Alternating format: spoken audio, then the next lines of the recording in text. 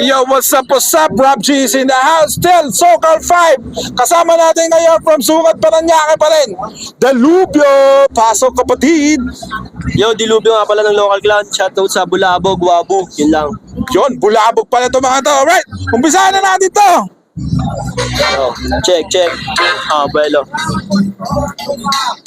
Shoutout kay Kuya Rob G. Salamat sa pagpapaunlak. Yun.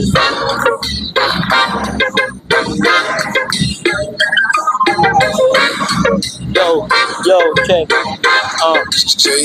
Gumawa ng paraan kung kaya't nakaabante sa sitwasyong nabuhay ang karanasan sa kalye. Pumipera na lahat, bawal dito ang maarte. Kung hindi mo paggamay, di ka marunong bumalansi. Kailangan mong mabuhay nang hindi ka umaasa sa tulong ng iba. Kung may isipan kang malawak, ay gamitin ang talino mo na dapat gumagana. Sa sitwasyong ang isip mo, ikaw lang din pinapatay lansangan ng tahanan. Laging gutom nagtatanong sa gago o marunong upal at subok ng panahon. Mga taong bulaan lamang dito ang nasasabon. Ngayon alam mo na kung paano ba kami nagkaganon. Sinimplihang lapatan, mabinigay na bitila, diladama ang palo at nililikha ng isip lang ang gamit kadalasan. Tarantado man kung titignan sa kaya na may tulong lang at dapat pinagbibigyan. Yeah, Delubyo's in the house, yo, peace.